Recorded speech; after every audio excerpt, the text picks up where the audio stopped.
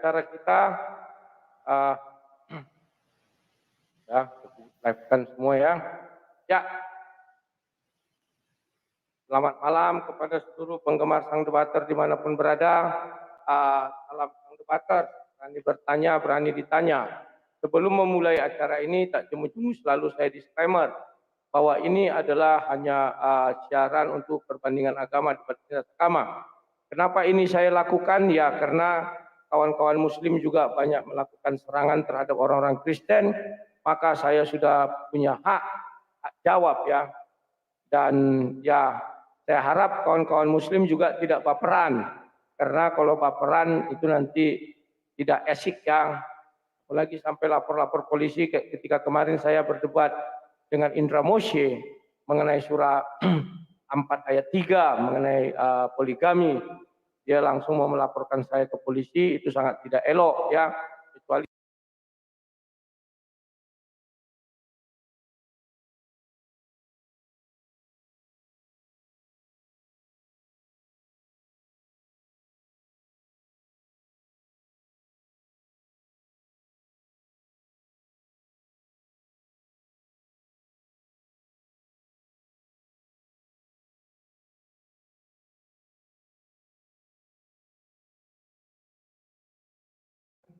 sorry kawan-kawannya terlempar, aku nggak tahu. Susah sekali memang, bakal dia dilemparnya ya. Saya nggak tahu kenapa harus dilempar ya. Oke, kita lanjutkan. Tadi sudah ada yang naik, sekarang saya masukkan satu persatu.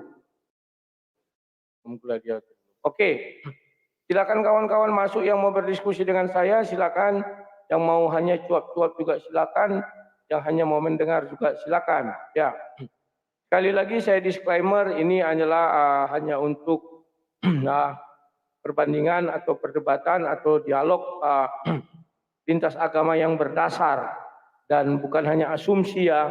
Kalau asumsi maaf ditolak di sini. Tapi kawan-kawan, malam ini saya mengutip sebuah pernyataan dari si Ratu Ento. Ratu Ento itu adalah seorang TikToker kalau nggak salah dari Sumatera Utara.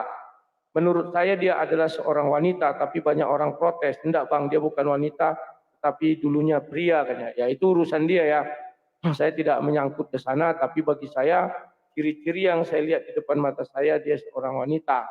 Dia mengatakan bahwa kenapa orang Islam dan Kristen itu sering ribut, sering berkelahi, sering perang gitu ya. Terang kata-kata mungkin gitu ya. Dia mengatakan karena orang Kristen mengambil Nabi Islam menjadi Tuhannya. Nah ini kawan. Pernyataan yang sangat tendensius ya. Dan pernyataan yang sangat melukai perasaan orang-orang Kristen. Hanya saja untungnya orang-orang Kristen tidaklah seperti orang-orang sono yang dikit-dikit lapor polisi, dikit-dikit kumpul-kumpul, teriak-teriak, harus dipenjara orang yang mengatakan itu. Kalau orang Kristen tidaklah seperti itu ya. Kami sudah sering dihina, bahkan Tuhan kami pun dihina. Jadi itu adalah hal yang biasa bagi kami. Dan kami selalu mengatakan, Bapa ampunilah mereka, sebab mereka tidak tahu apa yang mereka perbuat. Si Ratu Entok, dia tidak tahu apa yang dia perbuat kawannya. Nanti lihat di YouTube saya, itu hari ini dan kemarin itu ada saya ulas. Kenapa saya katakan dia tidak tahu apa yang dia perbuat? Dia selalu mengira Isa itu adalah Yesus. Ini yang membuat kita menjadi keliru kawan. Isa itu bukan Yesus, jangan dipaksa-paksakan. Bahkan dari Adam sampai Isa itu bukanlah nabi-nabi orang Yahudi, bukanlah nabi-nabi orang Kristen yang ada di Torah dan ada yang di Injil dan ada yang di Bible itu yang ada dalam Bible. Karena kita sudah berbeda Tuhan, maka kita juga berbeda nabi, tidak usah dipaksakan. Kami tidak pernah berharap bahwa Musa di dalam Al-Quran adalah Musa di dalam Bible. Kami nggak mau kawan. Kami selalu mengatakan ya biarin saja Musa di situ. Bahkan setelah saya teliti Al-Quran, ternyata Allah SWT itu memang berfirman kepada Musa dalam bahasa Arab. Allah SWT berfirman kepada Raja Daud dalam bahasa Arab. Jadi Adam itu adalah Adam yang orang Arab, Musa juga Musa Arab, Daud juga Daud yang Arab, kemudian Bani Israel ada Bani Israel yang Arab. Jadi mulai dari Adam sampai Isa itu Tuhannya memang betul Allah SWT. Jangan kita sangkal. Ya. Maka dari itu kami sudah mengakui Tuhannya dari Adam sampai Nabi Isa, bahkan Muhammad itu Tuhannya adalah Allah SWT. Maka dari itu izinkan kami untuk mengatakan bahwa di dalam Bible dari Adam sampai yang terakhir para rasul tidak pernah bertuhan kepada Allah SWT. Saya adil ya. Kami memiliki Tuhan kami sendiri. Hapus nama Allah dari Bible. Di dalam Bible itu betul ALLAH. Sementara di dalam aksara Islam tidak ALLAH tapi ALLH. Alif lam lam ha. Jadi itu sudah berbeda. Jadi kalau ada yang mengatakan bahwa kalau gitu hapus kata Allah dari dalam Bible, kalian tidak bisa mengatakan demikian. Karena yang kami katakan lafaznya bukan seperti itu. Ya, lafaznya adalah ALLAH, bukan alif lam lam ha. Kalau mau seperti yang kami buat itu kalian cabut, harus buat alif lam lam alif ta. Ya, begitu ya. Kalau mau dieja. Jadi tolong kawan-kawan muslim perhatikan ini. Kemudian yang kedua, jangan kalian terlalu merasa bahwa kata Allah itu berasal dari agama Islam. Tidak kawan, kamu keliru. Karena tahun 532 ada seorang martir yang bernama Abdullah bin Abdul Allah, ABD ya, ABD Allah bin Abu Bakar Muhammad. Ya, jadi nama Allah dan Muhammad itu sudah dikenakan di dalam nama orang ini. Jadi jangan kalian juga mengira bahwa pada zaman Muhammad hanya dialah yang bernama Muhammad. Tidak. Fakta sejarah mengatakan 532 ada seorang martir beragama Kristen. Ditemukan di cincinnya tulisan Allah lah pelindungku. Ya. Jadi itu kalian hanya merasa-merasa tanpa dasar yang akurat. Kemudian ya, hapus nama Allah di Bible, kembali ke kitab asli kalian. Ya, Allah itu sudah saya jelaskan bukan milik orang Islam. Makanya di KBBI tidak pernah berani mengatakan atau menuliskan arti dari Allah itu adalah Tuhannya orang Islam. Enggak begitu. Nama Tuhan dalam Arab, coba ya saya buka KBBI. Makanya kalian harus tahu diri dan sadar diri. Jangan langsung klaim-klaim bahwa itu milik kalian. Enggak ya. Itu adalah satu kekeliruan yang fatal. Dan bahwa yang pertama sekali menyebut Allah bukan juga Nabi Muhammad, tapi Khadijah. Baca Sahih Bukhari 3, turun pertama ayat. Muhammad tidak mengenal siapa malaikat yang datang. Dia ketakutan. Padahal malaikat mengatakan bacalah dengan menyebut nama Allah, Maha Pencipta langit dan bumi. Muhammad tidak tahu. Maka dia pergi kepada Khadijah dan menceritakan kepada Khadijah. Kalau kalian baca itu Sahih Bukhari 3, Khadijah yang mengatakan itu adalah Allah. Kemudian dia membawa Nabi Muhammad itu bertemu dengan Waraka bin Nawfal. Sampai di sana, Waraka juga menjelaskan itu Namus, bukan Jibril. Namus bukan Jibril, Jibril bukan Namus. Kenapa? Dari bahasanya saja sudah enggak sama. Ya, apakah perbedaan nama itu juga pergantian nama dari Namus menjadi Jibril? Itu katanya seperti Musa bertemu dengan Namus. Maka coba kalian buka Al-Quran. Al-Quran dengan tegas mengatakan Allah bertemu langsung dengan Musa. Allah tidak bertemu dengan Musa melalui Jibril. Dan ada itu. Kalau ada kalian ayatnya, tolong tunjukkan sama saya dari Quran. Tetapi di Al-Quran berkali-kali dikatakan kami berbicara langsung. Baca surah Maryam, saya lupa ya ayatnya 59, 58, 59. Atau surah 28 ayat 30, 31, 32, 33. Situ Allah berbicara langsung. Ya, APPI, Apologet Protestan. Apa lagi bilang API? APPI akan dibubarkan oleh Umar. Karena di dalam Islam tidak dikenal apologet. Umar Al-Farizi atau Palen Cahyono atau Parsauran Sinaga. Kemarin dia sudah membuat si Zulkifli termehek-mehek dan bertepuk lutut. Ya, Oke. Allah, nama Tuhan dalam bahasa Arab. Kalian buka KBBI. Bahkan bangsa Indonesia pun yang mayoritas bertuhan kepada Allah SWT tidak mau membuat dalam kamus besar bahasa Indonesia Allah adalah nama Tuhan orang Islam. Kali itu.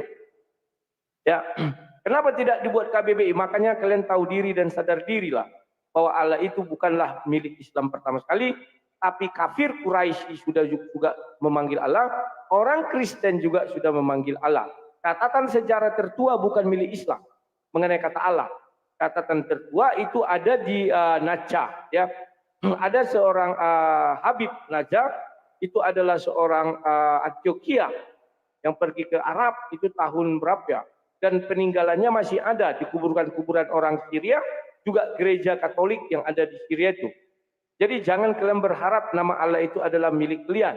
Tapi kalau yang alif lam lam ha silakan. Kami tidak akan mengatakan situ, karena yang sakral itu adalah alif lam lam ha. Ini sudah datang di gladiator.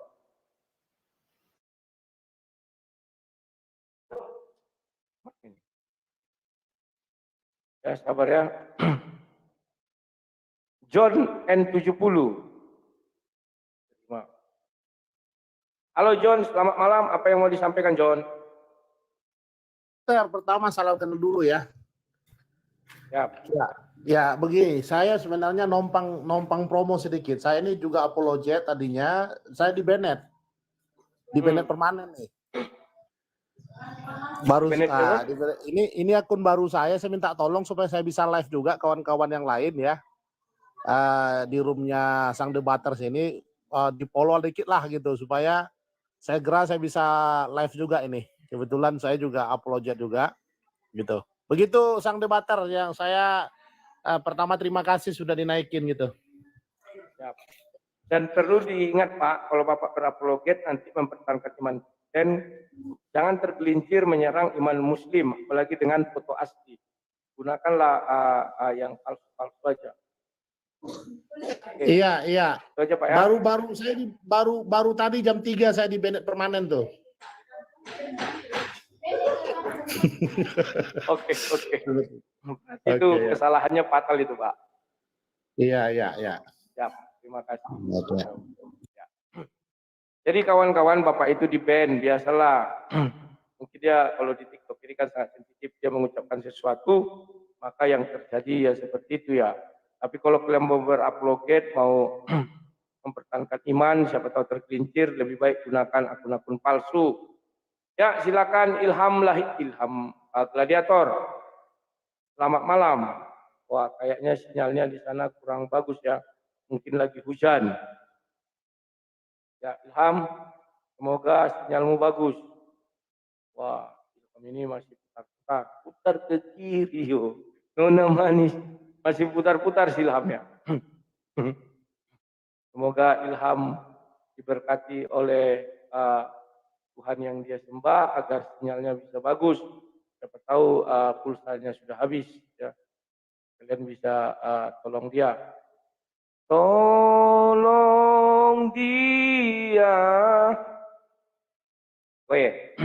Surya Ilham putar-putar terus, capek kepala lihat ya. Ya, kita lanjutkan lagi kawan. Nah, Ratu Ento dia tidak paham kawan, wajar dia tidak paham. Kenapa saya berani mengatakan mulai dari Adam sampai Isa yang katanya ada kemiripan dari dalam Bible ternyata tidak sama.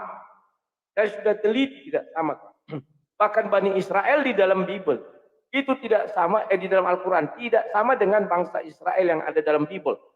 Kenapa? Kalian baca di dalam Al-Quran Allah SWT tidak pernah mengatakan bahwa Bani Israel itu pernah menebus dosa dengan hewan. Ada.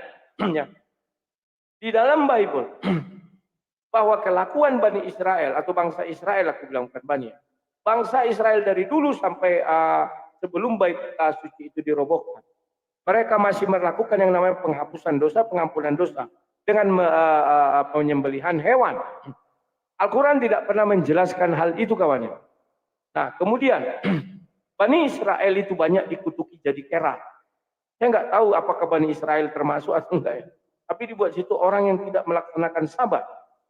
Ya Al-Quran. Di Bible tidak ada Bani Israel satupun dikutuk jadi kera, monyet. Tidak ada. Ya. Jadi jangan kalian bilang nanti, oh Sun Gokong itu jangan orang Israel. Bukan begitu ya kawan-kawan. Ya.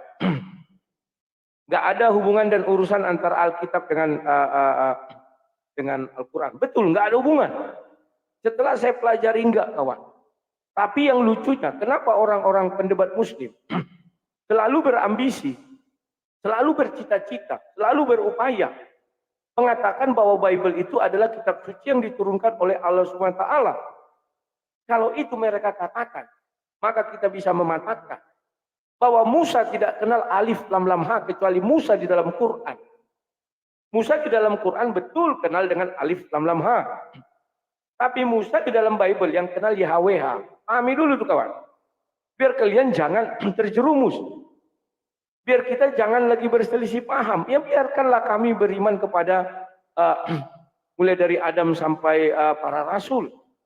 Tidak usah pala kalian iri, dengki, atau mau mengutip-ngutip rasul-rasul kami, nabi-nabi kami menjadi nabi-nabi di kalian. Jangan. Kalian punya nabi sendiri. Ya. Itulah sebabnya kalau kalian baca Musa di dalam Al-Quran, dia sampai ke dalam tanah Israel.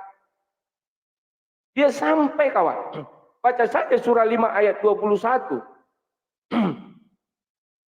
Ini tanah yang ditetapkan Tuhan kepada kita, maka mari kita masuk, kata Musa. Tapi kalau di dalam Bible Musa tidak sampai kepada tanah Israel itu, tanah perjanjian, tapi dia tinggal di Gunung Moab, dataran tinggi Moab. Oke, ini sudah ada apa namanya? Halo, selamat malam. Halo, selamat malam Bang. Silakan. Mau bertanya apa ditanya? Mau bertanya Bang. Boleh. Tapi kita bergantian ya. Kalau udah dibilang silakan, baru kita saling membuka suara. Silakan. Tadi katanya ada ayat yang bilang katanya Bani Israel itu dikutuk menjadi kera. Itu di dalam Al-Quran kah? Betul kah tidak? Iya. Iya. Bahkan di dalam Al-Quran ada juga kaum yang dikutuk jadi kera dan babi. Itu yang menyembah Togut.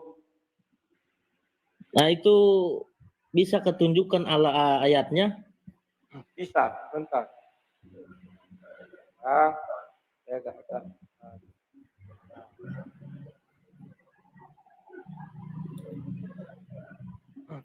surah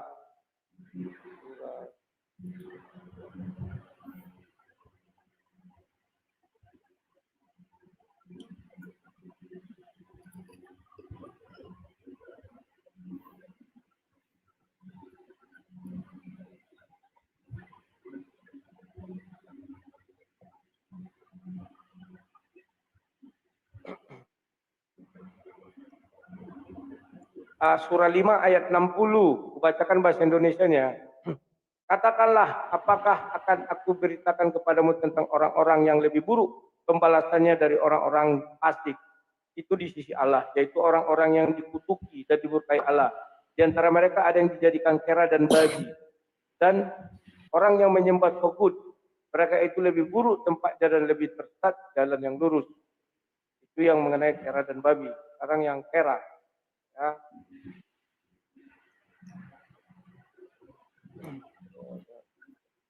Tidak melaksanakan sahabat.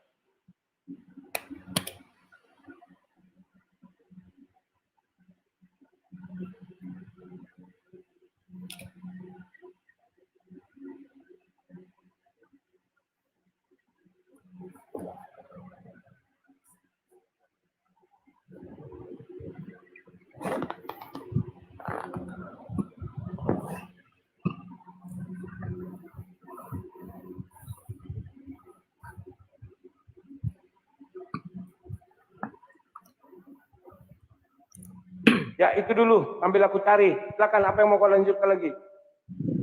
Oh ini sudah. Kan, oh bukan di mana? Tadi kan ya. Bang bilang ayat 5.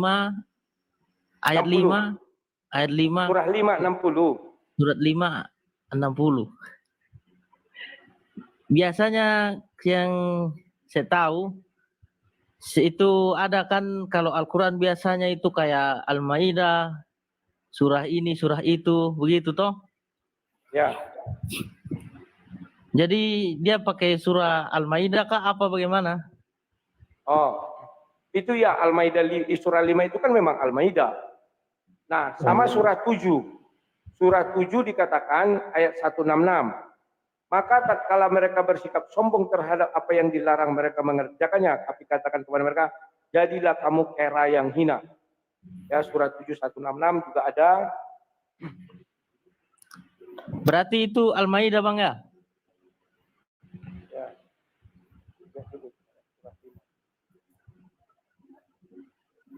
Ayat 60.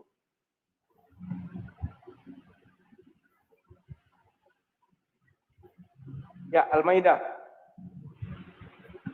Oh, jadi Tuhan Allah itu mereka mengutuk Bani Israel ya. Ya, ada juga dari ayatnya yang tidak melaksanakan Sabat, jadi dikutuk jadi kera yang hina.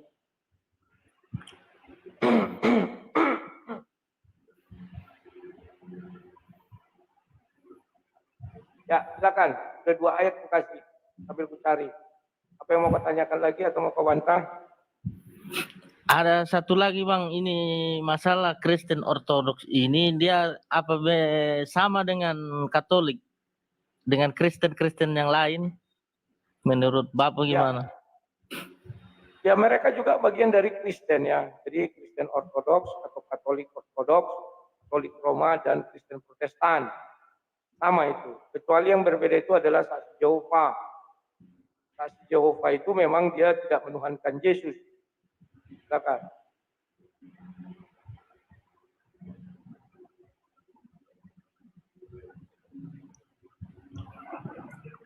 Halo, silakan. Saya mau tanya lagi Bang, kenapa Boleh. kita harus percaya Yesus Kristus?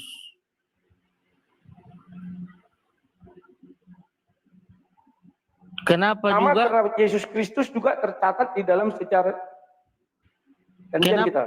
Ya, Yesus Kristus itu tercatat. Kita ini kan mau diganti tanggal penanggalan kalendernya kan, biasa kenaikan Yesus Kristus, Isa Al-Masih jadi Yesus Kristus. Bagaimana pendapat Bapak ini? Bapak pendeta kah? Oke. Ya, terima kasih. Saya jawab dulu ya. Bahwa benar, bahwa sudah disahkan oleh negara. Kalau dulu kan kita disahkan adalah wafatnya Isa Al-Masih.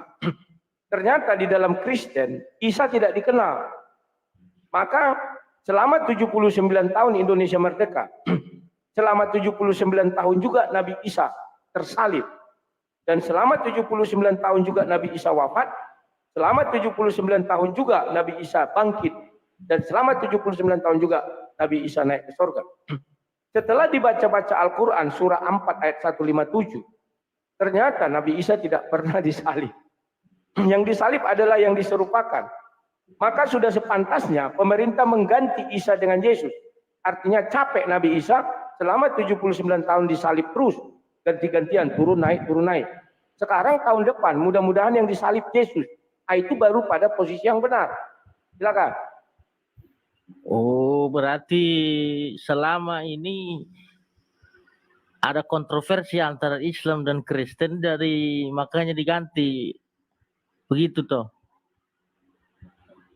Ya, ada perbedaan yang menyolok bahwa di dalam Al-Quran surah 4157 dijelaskan Nabi Isa itu tidak disalib, tetapi diganti dengan yang diserupakan. Mengapa pemerintah Indonesia justru menyalibkan Isa? Jadi kalau ada yang mengatakan Isa tidak disalib, ternyata disalibkan oleh pemerintah Indonesia. Makanya dibilang hari kematian Isa Al-Masih, hari penyalipannya dan hari kebangkitannya. Sekarang Isa sudah bebas, tidak disalibkan lagi tahun depan. Silakan. Oke. Ada lagi? Oke, cukup Bang, itu saja yang saya mau tanya. Oke, terima kasih. Kasih Mau turun. jalan keluar ya. Oke.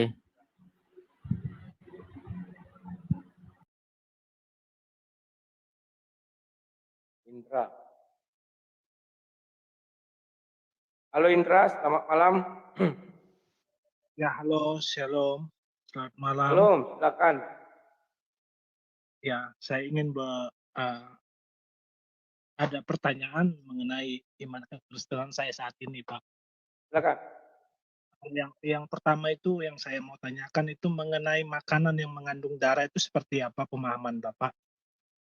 Oke, jelaskan. Dan yang kedua itu mengenai baptisan ini, Pak. Mengenai baptisan kebetulan dahulu Satu-satu saya dulu. sudah.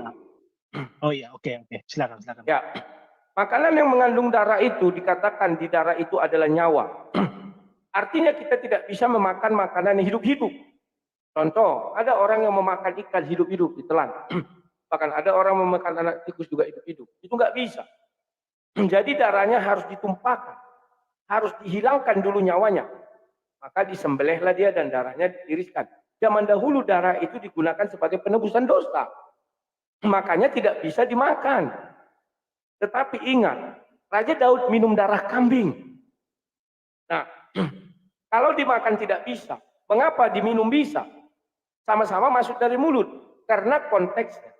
Yang tidak bisa dimakan itu adalah hewan yang darahnya dibawa ke dalam bait suci. Untuk dipersembahkan sebagai korban penebusan dosa. Sementara yang diminum Raja Daud bukan yang dibawa ke sana. Tapi adalah hewan yang biasa. Diambil darahnya, diminum. Jadi, setelah kita perjanjian baru, baca Ibrani 10. Di sana jelas dikatakan Ibrani 10 bahwa darah hewan yang dipersembahkan baik menurut hukum Musa tidak memiliki kuasa apa-apa lagi.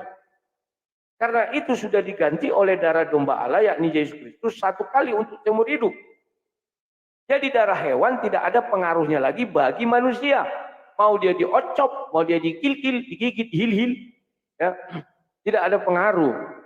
Silakan.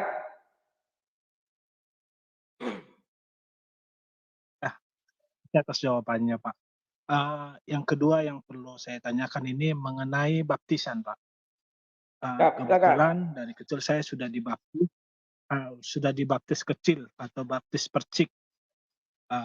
Dan saya juga sudah menjalani yang namanya katekisasi. Kebetulan saat ini saya beribadah di salah satu gereja karismatik GBI yang mewajibkan setiap anggota gereja untuk baptis selam. Bagaimana sudut pandang Bapak mengenai baptis selam ini?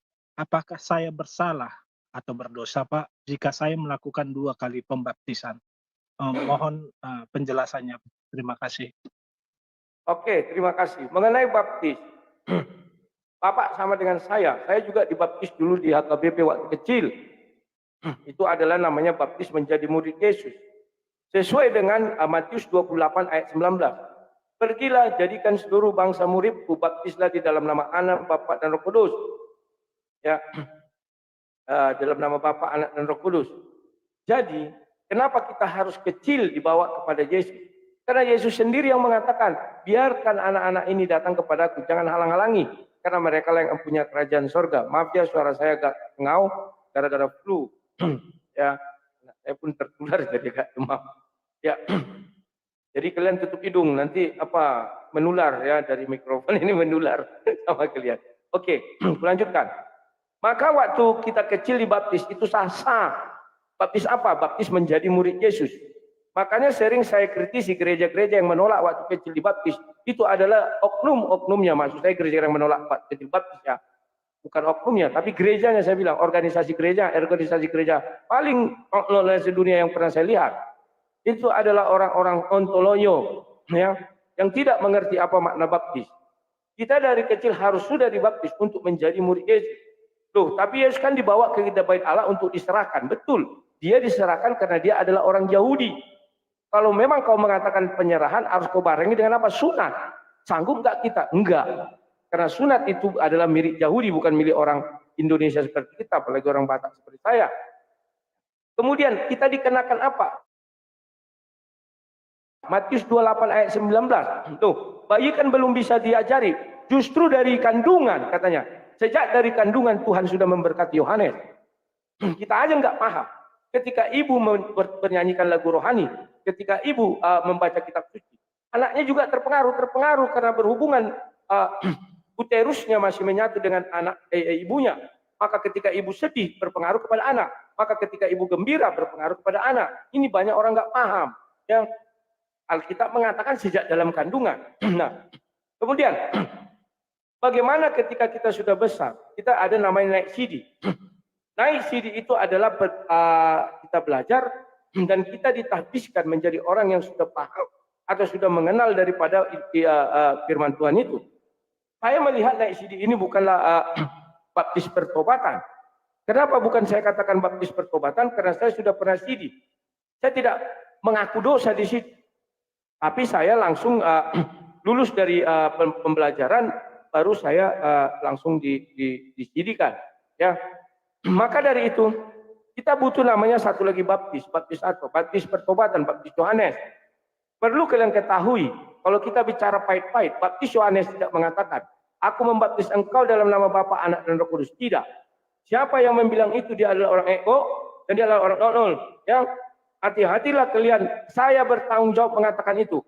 Jikalau baptis Yohanes baptis dalam nama Bapa, Anak, dan Roh Kudus, percayalah kalian baptis Yesus tidak dibutuhkan.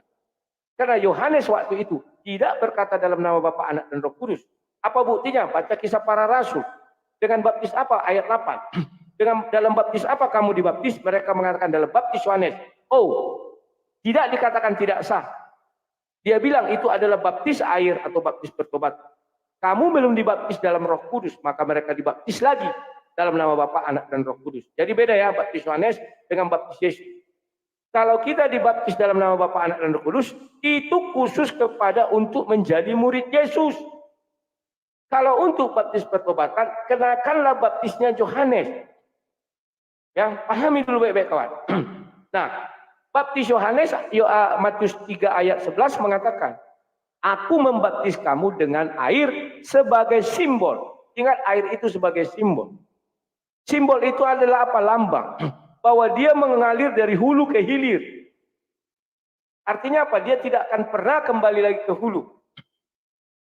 Begitu juga dosa dihanyutkan katanya. Maka dihanyutkanlah dosa itu. Kemudian akan ada pertentangan baptis pertobatan ya. Itu yang benar diselam atau dipercik atau ditiris. Semuanya benar. Kenapa semuanya benar? Karena konsepnya air mengalir dan tidak kembali. Coba kau ditiris dari atas. Dia turun ke bawah, naik enggak ke atas lagi? Enggak. Kau dipercik juga kena mukamu turun ke bawah. Naik enggak ke atas lagi? Enggak juga. Kau diselam, tapi ingat menyelam harus di air yang mengalir. Kalau tidak mengalir, dia ke situ saya putar-putar. Kan air sebagai simbol. Oke. Nah, kemudian ada orang yang selalu mempersalahkan. Kalau tidak diselam itu tidak benar. Kita kan melihat Yesusnya. Karena Yesus kan diselam. Oke. Untuk Yesus kita tidak bisa pungkiri. Memang kalimat di situ turun ke dalam air, bukan diselam. Turun ke dalam air. Sekarang kita buktikan bagaimana. Kita buka Kisah Para Rasul 2. Pada hari itu 3.000 orang dibaptis di loteng Yerusalem, di rumah itu. Bagaimana membaptis 3.000 orang? Dengan cara diselam. Otak saya sampai hari ini belum putus memikirkannya. Karena air yang dibutuhkan tentu banyak. Sedangkan yang membaptis waktu itu hanya Petrus ketuanya dan diikuti oleh 120 orang. Kemudian mereka membaptis harus diselam. Maka pertama yang mereka lakukan harus mengucap saling mengaku dosa. Ketika mereka mengaku dosa, berapa waktu yang diperlukan? 3.000 orang loh. Sanggup gak mereka membaptis dalam hari itu? Hari Israel jam 6 pagi sampai jam 6 petang. Gak ikut besoknya gak bisa lagi. Malam pun gak. Udah berubah hari. Tolong dipahami. Kalian kalau mampu otak kalian jelaskan kepada kami bagaimana baptis di loteng itu. Ya, jadi perlu kalian ketahui lagi satu lagi. Baptis air atau baptis Yohanes jangan sembarang diumbar. Kekeliruan dari aliran-aliran karismatik dan Pentakosta. Mereka seringkali mengumbar baptis air ini sebagai syarat untuk pernikahan, sebagai syarat menjadi jemaat, sebagai syarat sebagai untuk jadi pekerja. Ini adalah endololan dan ini adalah ngomong-ngomongan yang sering kita jumpai di dalam organisasi-organisasi gereja ini. Karena Yohanes tidak pernah mengatakan bahwa baptis air itu untuk pernikahan, tidak ada. Bahwa baptis air itu untuk menjadi jemaat, tidak ada. Bahwa baptis air itu untuk menjadi pekerja, enggak ada. Jangan ada itu. Itu hanya tambahan-tambahan mereka biar kelihatan keren aja. Maka dibilang ada serigala berbulu domba bisa jadi orang-orang ini. Kenapa dibedakan antara baptis Yohanes dan baptis Yesus? Mereka sendiri yang mengatakan. Bahkan Alkitab menjelaskan Yesus tidak pernah membaptis orang dengan air. Yohanes sendiri mengatakan, aku membaptis kamu dengan air, tetapi yang datang setelah aku membaptis kamu dalam api dan roh. Pahami dulu itu. Ya, nah, sebaiknya kapan kita dibaptis pertobatan? Tapi saya tidak pernah menyalahkan orang yang dibaptis selam ya. Perhatikan kalian. Kegunaannya yang saya salahkan. Kapan sebaiknya kita dibaptis? Sebaiknya kita dibaptis ketika kita sadar bahwa kita akan menstop semua yang namanya dosa. Atau kita sudah berniat melayani Tuhan. Kalau masih muda, sebaiknya jangan dibaptis. Kenapa? Ada sering saya lihat anak-anak SMP, SMA dibaptis. Aduh, sayang kali wilkat kalian itu kalian buang. Ya, kenapa saya katakan sayang? Begitu kau dibaptis, besok kau berbuat dosa. Nggak bisa lagi kau dibaptis 2 kali. Cuman sekali itu. Kau buang kesempatan emasmu. Yang membuat salah ini siapa? Para pendeta-pendeta mereka ini. Mereka tidak mengerti apa baptis. Sampai hari ini tidak mengerti apa gunanya baptis air. Jadi sebaiknya kapan? Kita kan tidak tahu kapan kita mati. Percayalah. Semua orang yang hidup di dalam Tuhan tahu dia kapan dia mati. Loh kok bisa begitu? Kalian lihat di dalam Alkitab. Mulai dari Abraham. Mulai dari Adam aja. Sampai Abraham semua-semuanya. Ada nggak mati mendadak? Nggak ada. Yang mati mendadak itu adalah Herodes dan Ananias. Kenapa mereka mati mendadak? Karena mereka melawan Tuhan. Kan begitu. Nah, oke. Sekarang sebaiknya kapan? Kalau saya mengatakan, berbahagialah orang yang sakit, kemudian mati. Ketika sakit itu, mintalah kau dibaptis air, baptis pertobatan. Mengaku dosa lah kau dibaptis, kau nggak sudah lemah. Berbuat dosa pun nggak bisa lagi. Bahkan di otakmu pun kau tidak bisa berzina. Karena sudah lemah, tapi masih hidup. Paham ya? Percayalah kau akan ke surga karena dosamu diampuni. Kemudian lakukanlah yang namanya perjamuan. Tapi ingat, perjamuan pun harus pakai slok. Sloki, cawan. Kenapa pakai cawan? Nanti saya bahas. Terima kasih. Ada lagi? Terima kasih Pak atas penjelasannya. Saya sudah cukup dengan penjelasan yang Bapak berikan. Ya, terima kasih ya Pak. Tuhan Yesus memberkati. Ya. Oke. Bantu saya turun sendiri ya. Biar saya naikkan orang aja. Alep 2000.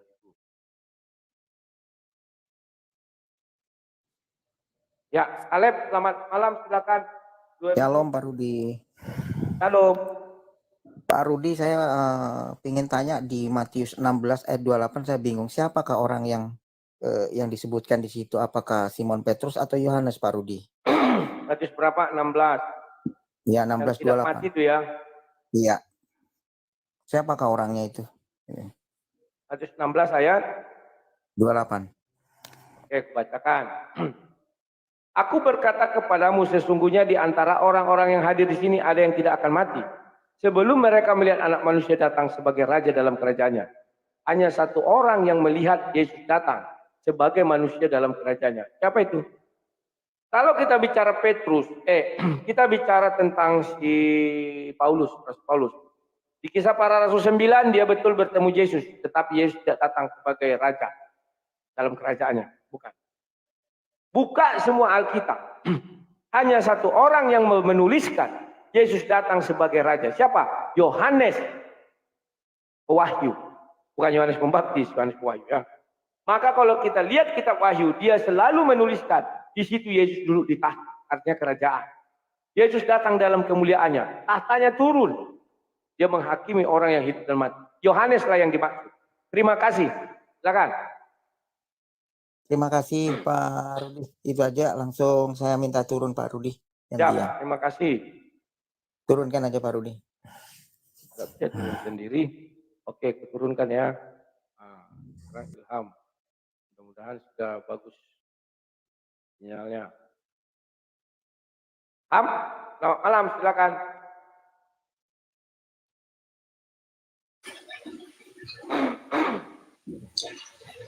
Malam Ilham, selamat malam, silakan.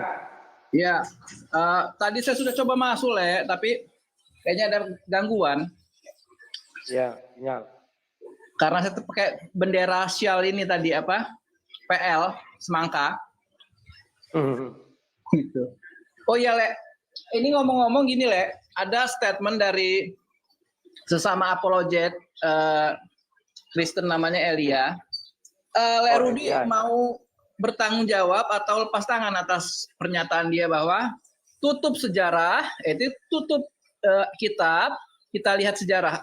Rudi mau itu bertanggung jawab secara moral atau itu di luar kapasitas Rudi kira-kira? Ya, saya setuju. Oh setuju, bagus. Oke, sumber data primer adalah Antiquities, yaitu tulisan dari si Josephus Flavius yang menyatakan bahwa dasar dari penyalipan, sejarah-sejarah dari penyalipan itu ditulis secara kuat dan rinci oleh si Josephus Flavius. Perlu diingat, Josephus Flavius adalah seorang Yahudi yang level kekerasannya tertinggi ya, Farisi dia ya. Di atas Saduki sama SNS kan dia itu. Jadi mau nggak mau, apa yang saya selesaikan sebentar. Apa yang dituliskan oleh Josephus Flavius mau tidak mau harus linear terhadap kitab-kitab yang dianut, termasuk Sanhedrin, Talmud, Birkat Haminim, apalagi itu kalau untuk pernikahan dia Kidusin. Nah, untuk tentang penghukuman atau pengadilan itu tercatat dalam Sanhedrin. Dan sialnya, maaf ya saya harus bicara, Sanhedrin tidak mencatat penyalipan. Di Sanhedrin 42B1 mungkin Lerudi bisa buka ya, atau saya yang bukain? Nggak usah, karena Elia meminta kita buka tutup kitab apapun ditutup. Ini kitab yang linear dengan keyakinan Josephus Flavius, yaitu Sanhedrin. Katanya tutup. Elia bilang tutup semua kitab, kita bicara sejarah. Maka ini sejarah Lerudi. Kitab bukan sejarah, tapi itu tulisan manusia. Yang dia bilang itu artefak-artefak peninggalan arkeologi. Itu yang kita buat. Maka kau lihat di Vatikan sudah ditemukan kain kafannya Yesus. Pakunya dari salib itu sudah ditemukan. Dan bukit Golgota itu ada. Awalnya nggak nalar. Kau cari orang yang sejarah dari kandidat presiden pertama namanya Joseph Klausner. Sebentar Ilham. Kan kau mengatakan Elia. Elia mengatakan kita tutup semua buku. Kita melihat sejarah, bukan catatan. Catatan itu ditulis manusia. Bahkan kau pun tidak percaya kalau ada yang mengatakan, benar nggak Muhammad itu pernah ada? Kan tidak percaya kau. Kita tolak itu kan. Maka yang bisa kita lihat adalah artefak-artefak, peninggalan arkeologi, dan benda-benda cagar budayanya. Itu yang bisa kita lihat. Jadi tidak masuk akal, Rudi, ketika kita tidak diperkenankan untuk membuka evidence history ketika kita akan membicarakan tentang sejarah. Evidence history adalah salah satu, ada beberapa yang berkapasitas mengabarkan sejarah itu. Sekarang gini, Ham. Josephus Flavius ketika kau bicara Sanhedrin, apakah mereka beriman kepada Yesus? Mereka kan tidak beriman kepada Yesus, maka sama dengan kalian. Bagaimana Yesus ini biar tidak disalib? Ngapain kau capek-capek ke Sanhedrin? Kau pakai aja catatan Basilidis yang mengatakan Yesus tidak disalib tetapi diganti dengan yang diserupakan. Yang diserupakan itu bernama Simon dari Kirene. Kalau ada kemiripan dengan kitab lain, mungkin sumbernya dari Basilidis. Di zaman terpisah ribuan tahun, yang kita punya sekarang, yang kita bisa lakukan adalah melihat catatan-catatan para sejarawan. Yang dimaksud tutup buku adalah Alkitab dan Al-Quran. Maka tempat kita mencari sumber-sumber primer, ya tulisan-tulisan sejarawan. Di sini saya masukkan Sanhedrin sebagai tulisan-tulisan sejarah yang ditulis oleh imam-imam besar. Sebentar dulu. Kalau dia meminta ditutup buku catatan itu, buku 2 kitab, maka buku lain tidak boleh kau buka. Kenapa tidak boleh? Karena sama saja kau mengimani buku yang lain. Dia mau minta, kita udahlah. Kita kosongkan pikiran kita. Maka yang bisa kita lihat adalah catatan-catatan yang ada di artefak. Contohnya di prasasti. Contohnya bukti kuburan. Contohnya pakaiannya. Contohnya pakunya. Semua ada lah. Dan di catatan orang Romawi juga pernah disalib yang bernamanya Yesus. Itu yang dimaksud dia, bukan kau kita buka buku Sipulan, kita buka ngapain? Enggak kau buat Injil Basilidis, biar agak mirip dengan kitabmu, bahwa yang disalib bukan Yesus tapi yang diserupakan. Ini yang disinggung adalah sebuah nama, namanya Josephus Flavius. Yang disinggung adalah Antiquities, yaitu karya tulis. Antiquities itu karya tulis. Kenapa? Karya tulis, kau aja bisa menulis. Kau bisa menulis Yesus itu tidak disalib, Yesus itu juga tidak dinaikkan ke langit. Bisa aja kau buat. Bukan itu yang kita butuh. Fakta sejarah tidak bisa dilawan. Apa itu fakta sejarah? Contoh peninggalan-peninggalan. Contoh. Kita berbicara. Sebentar dulu, Ham. Bahwa di Borobudur itu pernah hidup di daerah Jawa Tengah. Pernah hidup orang Buddha. Gak usah kita. Dulu buku siapa? Lihat aja peninggalan. Kita tutup semua buku. Kita lihat. Ada candi. Candi Borobudur. Begitu maksudnya, Ham. Enggak seperti itu dong, Le. Yang disinggung adalah antiquities. Oh, enggak seperti itu. Lah, kitab yang kau ambil kitab siapa? Kenapa enggak kau ambil kitab Romawi? Karena yang menyalibkan Yesus itu Romawi, Ham. Rudi, sebentar. Kita sedang membandingkan mana kredibilitas yang lebih tinggi antara Antiquities atau Sanhedrin. Itu loh maksud saya, Le. Yang tinggi kredibilitasnya itu Ham. Kredibilitas dari Antiquities yang dan tinggi Sanhedrin. itu adalah benda sejarahnya ada Ham. Loh kenapa Itu lebih tinggi. yang disebut itu nama, Le? Kita lihat sejarawan-sejarawan, Josephus Flavius, Marabar Serapion. Saya bisa buka semua itu, Le. Tetapi saya mulai dengan Sekarang aku tanya dulu ke Ham. Yang kau sebutkan itu hidupnya tahun berapa, Ham? Yang paling legit. Ya kalau Yang kau Flavius sebut itu hidupnya dia tahun berapa? menulis Coba jelaskan Antiquities kepada kami. Itu 67 tahun kemudian setelah penyalipan. 67 tahun setelah Penyalipan. Nah, Antiquities itu baru lahir dia kan? Dibuat Halo. pada saat kejadian. Ham. Itu bedanya. Itu baru lahir dia kan? Iya. Kenapa enggak kau tanya tentara Romawi yang pada saat itu menyalibkan Yesus? Kalau ini kau mau pengadilan membuktikan agama, catatan ini sejarah pengadilan begitu, agama. kalau enggak itu kan ditulis Yesus orang itu. tidak melakukan kejahatan apapun.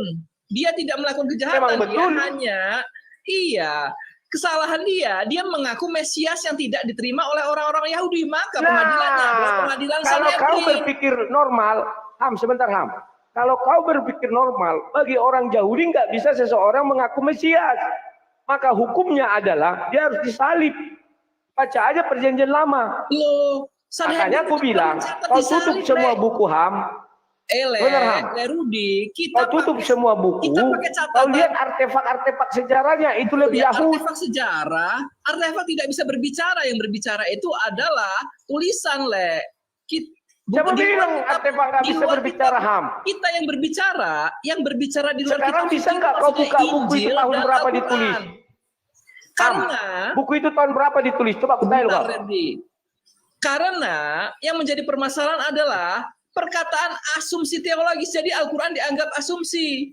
Jadi disinilah letak kesalahan terberat teman Lerudi itu, bahwa Siapa bilang? Mana ada dia bilang Al-Quran asumsi? teologis. Maka Sebentar dulu, Ham. Ya, sekarang oke lah. Ham, kau membangun opini bahwa dia mengatakan Al-Quran asumsi. Nggak ada dia bilang. Dia hanya ingin pembuktian Yesus disalib apa enggak? Teologis, tutup kitab suci. Nggak bisa, Ham. Nggak bisa kau bilang asumsi teologis sehingga dia mengatakan Kenapa sekarang Islam gini, itu Le? apa? Nggak bisa. Kenapa Itu kan peran kau. tulisan sejarawan Le terima, tapi tulisan yang punya Ham, kredibilitas. tahun berapa tulisan sejarah itu? Coba aku tanya lu, Ham. Kredibilitas tertinggi yaitu Sanhedrin. Le tolak kenapa? Ini gimana ini standar Tahun apa? berapa? Ini? Standar apa ini? Tahun berapa? Tulisan sejarawan diterima. Tapi Iya, tahun berapa? apanya di tahun berapa? Tulisan itu diterbitkan tahun berapa? Tulisan apa yang Le maksud? Yang Sanhedrin yang kau bilang itu? Ya di saat kejadian lah. Di saat kejadian. Mana ada saat kejadian buku sudah seperti yang kau bilang? Yang mana dia Bukan gini, buktinya? Le. Sanhedrin itu diterapkan pada saat itu. Maka tercatat dalam kitab-kitab penghukuman. Kitab-kitab Ya mana pengadilan. catatannya? Catatannya itu tahun berapa ditulis? Ya di tahun di mana ia mengakomodir keputusan-keputusan hukum dari orang-orang Yahudi pada zamannya. Pada zamannya kan ditulis bukan zaman itu. Ditulisnya kan jauh setelah zaman itu berlalu. Lebih dekat. Sama dengan hadis. Sebentar, Ham. Kenapa hadis itu yang ku bilang itu? Hadis mana pernah ditulis zaman Nabi Muhammad? Semua kitab-kitab hadis itu ada setelah jauh Nabi Muhammad wafat. Ini setelah Musa, Le. Setelah Musa, maka semua keputusan imam. Makanya, Ham, aku bilang, Ham, dia tidak pernah mengatakan yang kau bilang tadi, ya. Bahwa itu apa Islam itu asumsi, nggak ada ya. Kau karang-karang aja itu apa? Begini, Le, kalau kita melihat dengan kredibilitas, dengan komparasi kredibilitas, maka Sanhedrin lebih tinggi daripada tulisan Josephus yang namanya Antiquities. Kenapa Antiquities diterima? Lebih tinggi, Ham. Kalau kau Itu bilang yang menjadi kredibilitas, masalah. Ham, lebih tinggi kredibilitas barang-barang sejarah. Bagaimana Negara kau tidak percaya bisa di Indonesia berbicara. hidup Pithecanthropus erectus?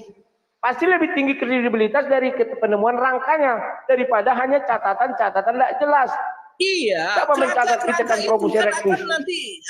nanti diberi fakta itu nanti akan diberikan makna. Yang memberikan makna itu orang-orang yang punya kompetensi. Jadi barang tidak bisa Sekarang berbicara. aku bilang Yang kau, berbicara di dalam adalah orang yang catatan-catatan memiliki itu mengenai kompetensi. agama, contoh, Kamu anggap contoh, Sanhedrin hadis tidak aja ada berkompetensi. doif, ada sohi, Lerudi menganggap Sanhedrin hadis tidak aja ada berkompetensi. doif, ada sohi, Ham. Sekarang gini, Rudi menganggap Sanhedrin punya kompetensi tidak untuk menceritakan peristiwa-peristiwa yang berkenaan dengan hukum-hukum Yahudi. Sekarang itu aja. Ya, Itu kalau kau tanya punya kamu hukum-hukum kredibilitas nggak? kalau kau tanya saya hukum-hukum Yahudi, Farisi dan Taurat itu berkompeten. Tapi kalau bicara Kenapa sejarah ditolak? penyaliban Kenapa Yesus, saya nggak ditolak percaya mereka catatannya? karena mereka tidak suka sama Yesus. Betul loh, Loh. Ham. Ya mau tidak mau kita harus objektif dong, menilai. Kalau kau mau objektif, lihatlah benda peninggalannya, Ham. Masa benda peninggalan kau anggap lemah? Sekarang begini, sekarang seorang Contoh, Ham, Yahudi. benar, Ham. Ham, ganti lu, Ham. Sebentar Oke, lu. Coba kau perhatikan, hadis ada dua, doif dan sohi. Kenapa bisa ada doif dan sohi? Gimana? Sejarah loh hadis itu. Hadis. Iya, hadis mah gampang, dia linear tidak dengan Al-Quran. Kalau dia linear kami terima, kalau tidak linear. Nah. Oke, sudah. Pengakuan kau artinya kalau linear itu sohi, kalau tidak linear nggak sohi. Artinya kau tidak objektif tetapi subjektif. Kita buang langsung. Begini kan orang ini berbicara gitu kawan. Perasaannya pertama hebat. Kita harus objektif. Begitu saya tanya, kenapa ada hadis sohi dan doif? Oh, yang linear namanya sohi, yang nggak linear namanya doif. Ya, kalau kita bilang ke Bible gimana? Sejarah-sejarah yang linear itu sohi, yang nggak tidak linear doif. Nggak terima dia. Berarti akalnya lebih rendah dari Nila. Ya, kalau di tempat saya kawan, pernyataan tentang diri sendiri buang, nggak guna. Si Elia mengatakan kita tutup buku, termasuk kitab suci Quran dan Bible, untuk membuktikan Yesus benar nggak disalib. Dan yang membuktikan Yesus bukan Isa. Kok si Ilham langsung baperan, dia mengatakan, loh, kok kan mengatakan seolah-olah mengatakan Islam itu asumsi. Mana ada dibilangnya Islam asumsi? Dia hanya ingin membuktikan benar nggak Yesus disalib. Salah nggak dia? Nggak salah. Maka kita tutup buku, kita buktikan catatan sejarah. Kalau hanya membilang Yesus tidak disalib, gampang saja. Buka aja kitab Basiledes. Di situ jelas dikatakan bahwa Yesus tidak disalib, tetapi diganti dengan yang diserupakan. Siapa namanya? Simon dari Kirene. Mana lebih keren? Injil Basiledes atau kitab-kitab lain yang mengakui Yesus tidak disalib. Kitab lain tidak berani mengatakan siapa yang diganti, yang diserupakan. Basiledes berani. Namanya Simon dari Kirene. Kenapa enggak itu aja dipakainya dasar dia untuk berbicara tentang pembenaran kitabnya? Kata linear. Kan gitu. Jadi kawan-kawan, sejarah peninggalan sejarah inilah kelemahan mereka. Mereka itu sering mengambil, ini catatan-catatan rabi-rabi Yahudi misalnya. Yahudi sudah kita ketahui tidak semuanya menerima Yesus. Nah, kalau dia baca kitab yang tidak menerima Yesus, sama makanya aku bilang, dengan hadis ada doif, ada sohi. Bagaimana itu terjadi? Karena itu kan catatan sejarah. Seluruh ucapan Nabi, seluruh perjalanan Nabi dicatatlah di hadis. Paham kalian? Kenapa doif? Katanya apa? Kalau tidak linear dengan Al-Quran, itu doif. Wah, berarti dia tidak objektif, tapi subjektif. Ngapain aku berdiskusi sama dia? Ya kan? Selesai. Berarti dia sudah kelihatan belangnya. Kecuali dia bisa mengatakan, oh ya kita terima juga yang doif. Baru bagus. Ya gitu kawan cara pembuktiannya. Slow aja. Banyak kali. Dari mana tadi bawah ini? Antrian, wow. Gimana caranya? Oh dia.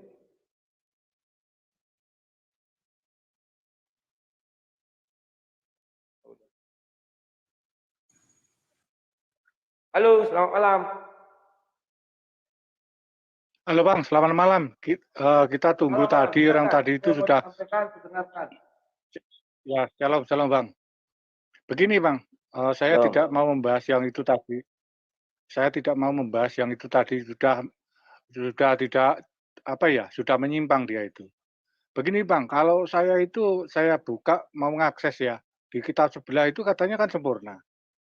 Kalau memang sempurna, perbudakan harus tidak ada. Nol harus, menurut saya seperti itu. Betul apa tidak? Perbudakan sudah berlaku. Justru itu Gitu aja Bang. kesempurnaannya, Pak.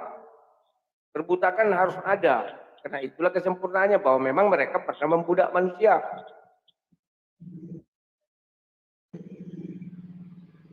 Halo. Loh katanya sempurna Bang. Sempurna yang apanya? Namanya Ya, sempurna, sempurna perbudakannya lah.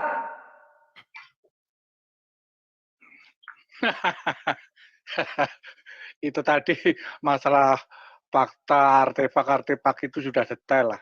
Dia itu nggak mau istilahnya nggak mau apa ya, orang ngotot aja, tapi tidak tahu apa arti data yang otentis. Ya seperti itulah dia itu. Menurut Bang Rudi gimana? Sempurna itu sempurna yang gimana Bang? Ya, kalau Bapak tanya, saya lebih berpatokan kepada HUT 1. Saya sudah lama membaca Al-Quran ini dari waktu masih kuliah 1. Ya. HUT 1 ini saya coba buktikan. Sulit saya untuk memahaminya sampai hari ini. Kenapa sulit? Karena setiap saya bertanya kepada kawan-kawan muslim, selalu mengambil dari Bible. Artinya mereka sudah tidak percaya apa yang Bapak sebutkan itu kitab paling sempurna, lengkap, terurut, terperinci. Maka pada itu saya baca lagi Quran. Ternyata Al-Quran itu yang ditaruh di dalam hati sanubari Nabi Muhammad. Yang dibukukan itu tidak ada perintah daripada Nabi untuk membukukan. Tidak ada perintah dari Allah SWT untuk bukukan. Karena diperintahkan, bacalah. Karena yang sudah ditaruh di dalam hati. Pertanyaan saya, siapa bisa menjamin Al-Quran sekarang? Sudah berisi 100% firman Allah yang di dalam hati Nabi Muhammad. Tidak ada. Apa buktinya? Ternyata ada firman Allah yang tidak terdapat di Quran, terdapat di hadis. Kenapa bisa lolos? Apakah Nabi Muhammad tidak menyampaikan firman ini keseluruhan? Sehingga ada firman yang terdapat dalam hadis. Artinya mereka belum sempurna mengambil seluruh yang di dalam hati sanubari Nabi Muhammad. Makanya aku bilang, saya percaya Al-Quran itu HUT 1, tapi yang di dalam hati sanubari Nabi. Kalau yang di buku ini, sampai hari ini mereka tidak bisa membuktikan kesempurnaannya. Setiap ditanya, lari ke Bible. Setiap ditanya, lari ke Bible. Ya udah beriman aja kepada Bible. Kita Bible. Ditanya tentang kekristenan, pernah nggak saya lari ke Quran? Nggak pernah. Ngapain saya lari ke Quran? Silakan. Nah sekarang begini Bang Le. Mengapa dia itu kok selalu aja yang dibahas-bahas itu tentang kitab Bible? Sebetulnya atau menurut saya apa nggak bisa berdiri sendiri? Menurut Bang Le. Ya, mengapa mereka suka membahas Bible? Karena kalau mereka membahas Quran, Pak, bisa jadi halal darah mereka, Pak. Salah-salah berbahas lewat. Kenapa? Kitab tafsir Quran itu sudah ada, nggak boleh menyimpang dari situ. Contoh, tafsir tafsir Ibnu Katsir, tafsir Kemenak, tafsir Al-Jalain, tafsir Quraisy Shihab. Mereka mau lari dari situ, artinya menciptakan aliran baru. Mereka nggak berani. Maka itu setiap ditanya dari Quran, kalau tafsirnya ada mereka bacakan. Kalau nggak ada lari ke Bible. Mereka berlindung di Bible agar tidak dipersalahkan. Coba mereka jawab dari Al-Quran. Nggak akan mampu. Pasti mereka akan menciptakan tafsir baru. Itulah sebabnya mereka takut Pak menjawab 100% dari Quran. Lalu lari ke Bible. Silakan. Kalau menurut saya memang betul-betul sempurna, nggak perlulah memakai kitab Bible itu. Ya harus berdiri sendiri kalau menurut saya itu. Gitu, Ya Pak. betul. Kayak kita lah Pak, orang Kristen. Pernah nggak ditanya mereka, saya menjawab lari ke Al-Quran? Nggak pernah. Saya jelaskan ini, ayatnya ini. Saya jelaskan ini pendukungnya. Tak ujuk-ujuk saya lari ke Quran. Oh di Quran ada dikatakan, ngapain? Kitab saya lebih sempurna kok lari ke sana yang ketika ditanya lari ke Bible. Mereka aja lari ke Bible, ngapain saya lari ke sana? Kalau Oke, kitab itu aja, orang Pak. Oke, bentar, dikit aja. Kalau Siap. kita orang Kristen itu, Bang Lei, itu kalau dia nggak membahas kitab kita nggak mau lah membahas, ngapain ngebahas kitab Al-Quran. Kitab kita sendiri sudah yang terbaik menurut saya, seperti itu, Bang. Gitu aja, Bang. Oke, terima kasih. Oke, Shalom. terima kasih.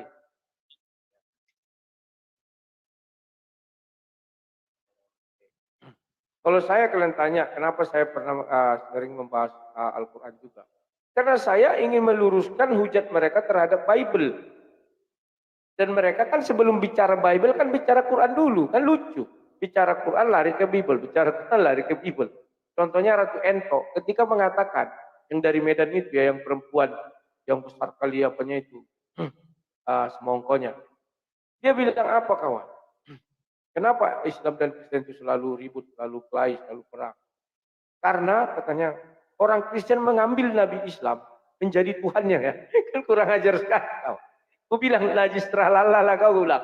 Untuk apa aku? Siapalah Nabi kau yang kutuhankan? Mana ada? Jangankan Nabi kawan, Tuhan mereka aja enggak kutuhankan. Karena Tuhanku nanti marah. Jangan ada padamu Allah lain kecuali aku. Ketawa aku lihat orang ini gampang-gampang kali ya. PJM. Halo Pak PJM, selamat malam.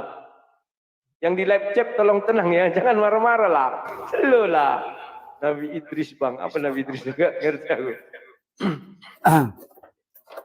Bentar Bang, lagi ini yang 26.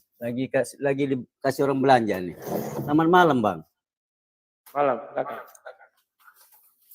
Iya, saya dari NTB ini Bang. Oh. Kalau saya tidak nanya Quran, tidak nanya Injil juga, ada Bible juga Bang. Ya, jadi nanya tulisan aja Bang, karena saya ini pernah belajar juga di SMP dulu tentang baca-bacaan itu Bang. ya. Terus kan gini Bang, kalau Allah itu tulisannya kayak mana Bang? Oke, bukakan ya. Allah itu kan A-L-A-H gitu Bang ya? Ya, A-L-L-H. Kalau bahasa Arabnya. Enggak Bang, kalau udah lihat di Bible itu juga A-L-L-A-H. A-L-L-H-A ya? Aha. A-L-L-A-H itu ya? Ya. Nah, kalau Iya. bahasa Arabnya ini, lapas Allah itu ini. Ini yang Iya. sakral bagi orang Islam. Tapi Iya. kalau A-L-L-A-H itu kan huruf Latin. Kalau mau dibuat huruf Latinnya alif lam H, A-L-L-H. Itulah kira-kira. Ya makanya kalau tulisan Latinnya atau Indonesianya berarti A-L-L-H-A-H Bang ya? Ya betul. Itu orang teman-teman atau saudara ya Kristen bacanya Allah Bang ya? Ya. Kalau tulisannya misalnya I-N-A Abang baca apa? Ina. Ina. Kalau I-N-N-A? Inna. Inna. Nah, di sana juga A-L-L-A-H. Kenapa enggak baca Allah? Ya kan karena cepat Allah. Double L juga itu Allah. Iya Bang. Tapi sebenarnya itu biar di Bible atau di apa Bang. Menurut saya enggak bahas dua agama ini Bang. Penulisan. Itu sebenarnya kalau tulisan Arab dasarnya itu namanya fathah Bang. Kalau baris atas. Harus ditebalkan Bang. Kalau baris atas namanya harus ditebalkan jadi Allah. Iya deh Bang.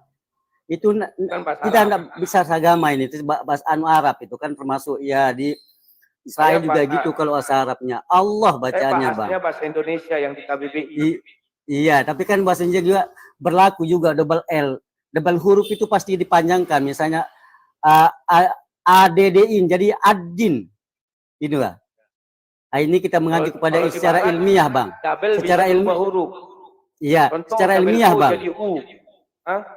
Secara ilmiah itu Bang. Ya, secara ilmiah kita ngomong maksudnya secara Inggris double O jadi U. Enggak, ini aja dulu, tidak usah menjauh bang. A L L A itu H itu dasarnya kan bahasa tulisan Arab itu fathah itu harus tuh Pak, boleh dia gunakan kamus manapun pasti Kalau kami Allah. bacanya Allah, kan pas Nama Allah. nanti terakhir ya kita Allah, ngomong gitu. A-L, Ya, Allah. Kalau Jadi benar, kasroh, karena al itu, bentar, al itu kan berasal dari bahasa Ibrani. Al, El, Allah, bukan Allah, bukan gitu, Allah. enggak, Jadi ditapkin, bukan harus ditebalkan. Sana ahli bahasanya bang, maaf. Allah saya harus bahasa ditebal. Indonesia loh, bukan bahasa Arab. Enggak, kalau Sorry, hal Pak, ya, itu kita memang tidak diskusi bahasa nih, mohon maaf. Iya, Kalau diskusi iya. bahasa, Bapak nanti pergi ke KBBI, ke Lembaga Indonesia apa sana, bicaralah Bapak situ. Saya nggak ngerti ya, Indonesia sudah mengatakan ALLAH, maka orang Kristen bacanya Allah. Al itu adalah merujuk kepada Tuhan, L. Dulu L namanya, kalau apa? Al, suci. Alkitab, kitab suci. Nah, Allah. Jadi dibuat di KBBI nama Tuhan dalam bahasa Arab. Nah, silakan ya. Christopher. Halo Christopher, selamat malam. Selamat malam, Lang. Malam, silakan. Islam itu aja. Itu terlalu banyak bahasa-bahasa istilah dia tuh yang nggak dia ngerti. Antiguity, apalah. Sebenarnya apa si Panggaron kalau aku bilang. Jadi hanya itu aja. Kalau aku ngeliat itu ketawa-ketawa aja aku sebenarnya. Apa yang dibicarakan nggak nyambung gitu loh. Antiquity itu kan nggak ngerti dia apa artinya antiquity itu. Itu kan sebenarnya tuh apa namanya zaman purbakala atau itu artinya itu. Jadi ya dia nggak paham. Si Ilham ini memang aku sebenarnya kayak badut aja kulit itu kalau bicara. Gitu aja. Thank you. Tuhan berkati. Siap. Terima kasih. Bisa turun ya. Ada di live chat bilang gini, sejak kapan orang Kristen mengenal Allah? Lebih dahulu orang Kristen mengenal Allah daripada orang Islam. Itulah bukti catatan sejarah. Maka sebuah gereja tua di Syria sebelum Muhammad lahir sudah mengenal kata Allah. Demikian juga seorang martir yang bernama ABD Allah bin Abu Bakar Muhammad. Di cincinnya tertulis kalimat Allah ya. Jadi itu fakta sejarah, benda sejarah yang tidak bisa dihapus oleh dunia. Jadi kalau ada yang bilang, loh kalian kan dulu teos, betul, teos. Maka ada seorang Habib Najah namanya. Habib itu artinya adalah saint, santo, atau rasul. Najah namanya. Cari aja di Google. Habib Najah. Itu Habib pertama dari Antioquia yang pergi mengabarkan Injil ke Arab. Jadi maaf saja, kalau bicara sejarah, kalian sudah keteter. Itulah sebabnya. Kalian itu hanya klaim-klaim kosong aja. Ya. Biar kalian paham kawan ya. Lanjut. PJM tadi sudah. Apalagi Bapak ini. Janganlah keluarkan bang, aduh, kita belajar ini bang. Kalau bicara bahasa Pak, iya. Bapak kayak apa aja ke Lembaga Bahasa Indonesia. Bukan masalah gitu, nanti pada ujungnya ke sana juga bang. Dengarlah bang dulu. Lama kali Bapak, di sini udah banyak ngantri ya. Kalau dia misalnya bicara tentang Tuhan, aku mengatasinya. Tapi kalau dia bicara bahasa, ya ke lembaga bahasa aja, ngapain di sini? Karena ini bukan ruang diskusi bahasa, cara baca. Kalau kita kan Indonesia, makanya orang Kristen itu selalu Allah. Allah, kan gitu cara bukan Allah. Atau yang dibilang Allah gitu. Panjangkan, enggak ya. Ya berita Tampu Bolon, selamat malam, silakan. Malam bang. Malam. Kok masalah Allah tadi itu yang dibilang kawan itu nggak usah direspon lagi bang, dikeluarkan aja. Karena dia berusaha mengajak abang ke Arabnya gitu loh bang. Makasih. Siap, terima kasih. Ya, saya juga tahu. Ya. Ya, namanya juga usaha. Ya, lagian kita bicara Allah yang ada di dalam KBBI. KBBI mengatakan demikian. Ya, silakan, King. Ya, selamat malam Mas Rudi. Malam. Iya ya. Jadi saya singgung lagi tadi nama Allah tadi ya. Sebenarnya di Biblos ada nggak nama Allah di situ? Biblos bahasa Arab ada. Alkitab Yang bahasa Arab benarnya itu bahasa lebih dahulu apa ada daripada Biblos itu Al-Quran. aslinya? Biblos Kenapa? aslinya pakai bahasa apa? Ya, Biblos yang di Arab itu pakai Allah. Enggak, yang pakai Biblos kalian ini aslinya yang mana? Yang Arab kah atau Yunani? Ya, yang Yunani asli juga, yang Arab asli juga. Apakah Karena di lebih Arab dahulu itu Kristen namanya Arab Biblos? ada. Lu tanya dulu, apakah di Arab itu namanya Biblos? Ya, di Arab namanya Alkitab. Kan beda-beda daerah, beda-beda nama. Nah, Dan mereka pengarang lebih dahulu Biblos ada ini, daripada Al-Quran. Gimana oke, sih? pengarang Biblos ini sebenarnya siapa sebenarnya? Lah, memang kamu kira kamu tahu siapa penulis sapi betina? Al-Baqarah? Saya tanya kitabnya ini sekarang, kitabnya ini nabinya siapa? Siapa Kok menulisnya? nabinya? Kalau kami penulis kitab itu ada berapa ya? 40 kalau nggak salah saya. Jadi 5 kitab pertama punya Musa. Berikutnya Yosua. Nah, jangan kau Anda pakai kitab orang Yahudi, Yahudi untuk bangsa Yahudi. Dari mana kau tahu Yahudi untuk bangsa Yahudi? Ya iya, kitab Taurat kan untuk bangsa Nabi Musa. Mana memang bangsa Nabi Musa kan itu kejadian memang untuk bangsa Yahudi kan tidak. Mana ada dibuat situ kejadian untuk bangsa Yahudi? Keliru kamu deh. Diwariskan untuk bangsa Nabi Yakub. Untuk Nah, bangsa terus kok Yakub. kalian ada juga di dalam kitab suci kalian, kitab Yahudi, Zabur dan Taurat. Jangan pakai-pakai dong. Itu kan cuma menyinggung masalah kitab, bukan kami Siapa pakai. bilang menyinggung? Ya, Ada iya. di situ kisah Musa bertemu dengan Allah SWT dari Ya, sebatang iya. pohon.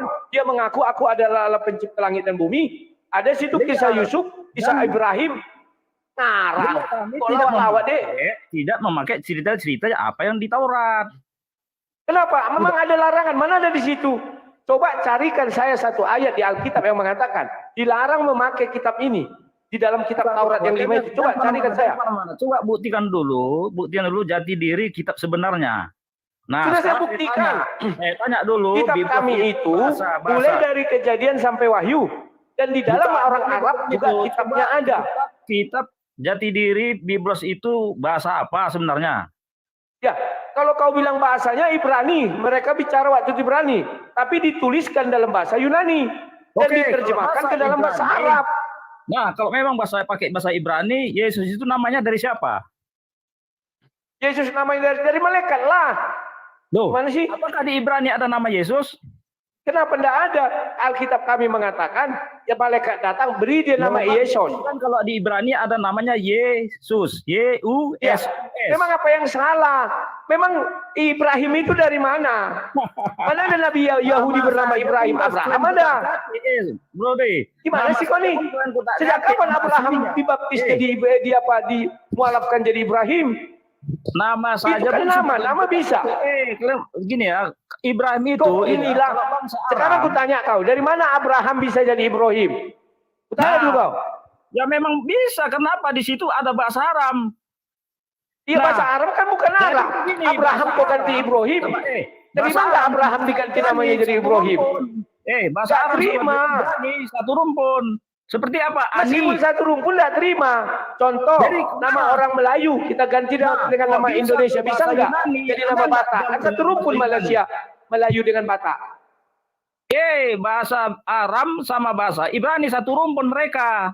Jadi karena satu rumpun suka-suka kau mengganti nama nggak bisa. Contoh, di dalam bahasa Melayu sampai, misalnya kita bahasa Indonesia sampai, dibuat ke dalam bahasa Batak jadi sahat, bisa nggak?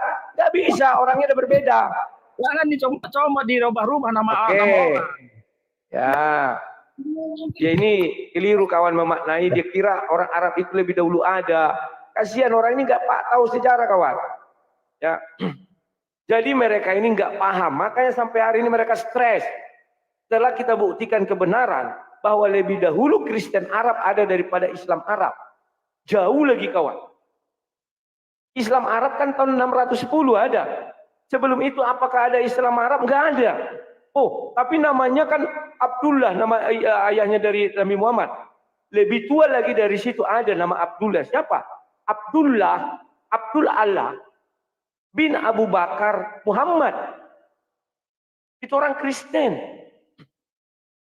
Paham nggak dia? Nggak paham. Oh, kitab suci kalian apa? Biblos kalian? Oke, bahasa Ibrani. Makanya dia bilang satu rumpun. Karena Yesus berbicara bahasa Ibrani satu rumpun, kata dia. Berarti betul dibuat ke dalam bahasa Arab. Tidak salah. Kenapa dia protes juga? Baru ditulislah Injil. Karena orang di sana menolak dan bahasa internasional saat itu adalah bahasa Yunani. Maka ditulislah dalam bahasa Yunani. Awalnya Yesus kan bahasa sehari-harinya Ibrani. Salah enggak? Enggak salah. Lah, dia katakan serumpun. Berarti betul jadi Arab. Kalau dia protesnya tidak masuk akal. Dia kira Arab Allah itu atau Rasul atau apalah. Itu berasal dari Arab. Mimpi. Setelah saya buka sejarah, Habib itu bukan keturunan Nabi. Tetapi adalah Saint atau Rasul. Itulah catatan tertua dari perjalanan sejarah dunia. Habib Najjar namanya. Dia itu dari Antioquia pergi ke Turki. Antioquia itu dekat Turki. Pergi ke Arab memberitakan Injil. Baca saja catatan, carilah Habib Najjar. Biar kalian paham. Jangan kalian merasa pintar. Lawak kawan. Ini membuat mereka akhir-akhir ini stres. Setelah mengetahui bahwa Allah, kata Allah itu sudah dipakai sebelum Muhammad menjadi Nabi. Dipakai oleh kafir Quraisy. Tanya Buya Syakur. Tanya sejarah-sejarah dia. Pernah saya baca buku. Nanti saya cari lagi, saya lupa lah. Seorang, dari Pondok Gontor ngambil doktor. Dia juga menulis tahun 70-an Allah itu sudah ada. Dipakai orang Kristen. Dan terus kok mereka mengaku-ngaku. Tapi kalau lafaz Allah itu terserah kalian. Kami nggak mau ganggu gugat. Tapi kalau ALLAH, biarkan dong Indonesia mengadopsi. KBBI sudah mengakui, kenapa dilawan-lawan? Kita buat kitab bahasa Indonesia. Harus menggunakan bahasa Indonesia. Kan itu peraturan negara. Semua buku yang bersifat keilmuan harus menggunakan bahasa Indonesia. Dengan baik dan benar. Kasihan sih saya melihat orang-orang ini. Sejarah dunia nggak bisa mereka pelintir, apalagi bukti-bukti sejarah, nggak bisa. Kalau buku-buku bisa mereka cari. Halo Pak Damai, silakan, selamat malam. Selamat sore menjelang malam, Lairudi. Jadi minum dulu biar reda. Poin yang pertama saya sampaikan itu kaitan di Injil Matius 28 ayat 19. Ini tolong diperhatiin teman-teman non-Kristiani ya, biar nggak gagal paham. Di Injil Matius 28 ayat 19, itu kan tertulis, pergilah jadikanlah semua bangsa muridku dan baptislah mereka dalam nama Bapa dan Anak dan Roh Kudus. Seumpama saat itu para rasul menggunakan bahasa Ibrani atau bahasa Aram untuk mengabarkan Injil ke semua bangsa. Taruhlah sampai ke Indonesia, sampai ke pelosok suku Jawa. Ya mungkin nggak akan mungkin pernah bisa tercapai kabar Injil itu. Itu tolong diperhatiin dulu. Jangan berebut masalah dalam bahasa. Dalam bahasa nanti Anda terpatahkan dalam historical. Karena untuk mengabarkan Injil kepada seluruh bangsa, itu kalau hanya lettered dengan menggunakan bahasanya nama di atas segala nama, Tuhan kami, ya orang Jawa nggak bisa memahami dong. Kamu siapa? Aku para murid dari Yesus, muridnya Yesus lagi. Kamu ngomong apa? Aku nggak mudeng, ya pasti ditolak. Datang ke tanah Batak dengan bahasa itu ditolak. Aku nggak ngerti bahasa kamu, pakai bahasa Batak bisa nggak? Ya tetap nggak pernah bisa. Maksud dari Injil Matius 28 ayat 19 itu mengabarkan Injil itu dengan kebudayaan masing-masing. Tidak bisa memaksakan bahasa Aram atau bahasa Ibrani untuk disebarkan di seluruh bangsa, ya orang keblinger semua nanti. pewartaan nama di atas segala nama tidak nampak. Itu tolong dipahami dulu biar paham gitu loh. Jangan berputar tekuk dalam suatu kata-kata. Ini kan nggak bisa dipahami ya teman-teman. Itu yang pertama aja selesaikan dulu. Paham nggak di Matius itu? Di dalam Injil Matius 28 ayat 19 untuk teman-teman Kristiani, sampaikan kalau mengabarkan Injil itu pakai apa? Ya dengan bahasa ibu masing-masing lah. Nggak mungkin menggunakan bahasanya Tuhan Yesus kepada para muridnya ya. Sampai jedeng jebol jebrot loh nggak paham kita. Nggak mungkin bisa. Tak tanya Rudi bisa nggak? Kan buntung Pak Damesan nggak bisa. Kan begitu secara logika. Apakah di tempatnya Rudi dalam kebaktian di gereja Protestannya menggunakan bahasa Aram atau Ibrani? Nggak. Tak tanya aku. Gunakanlah enggak lah dirimu lah. Enggak, pakai bahasa Indonesia, kadang bahasa Batak. Nah, itu yang pertama dipahami dulu di Injil Matius 28 ayat 19 itu definisinya seperti apa sih enaknya kan begitu. Untuk mengabarkan pergilah, baptislah mereka. Maksud membaptis pakai nama bahasa Ibrani, Aram, ini bahasa apa Pak? Misionaris bahasa apa nih misionaris para pastor Romo? Ya konyol lucu. Ya pakai bahasanya masing-masing. Itu yang pertama ya. Terus yang kedua, berkaitan dengan yang kedua yang mau saya sampaikan, siapa tadi lah dirimu waktu aku nyimak, aku teriak-teriak link nggak kamu bagikan, kamu kesurupan apa itu? Siapa Bukan. cewek itu namanya? Kan di TikTok itu Pak, bukan di YouTube. Ya namanya siapa leh? Di Ilham Gladiator. Ndak yang cewek itu loh leh. Yang Oh, marah-marah. siapa? Ratu Keong, Ratu Entok dari Medan. Entok. Gini Mbak Entok. Yang mau saya sampaikan begini Mbak Entok. Mbak Entok sudah gagal paham.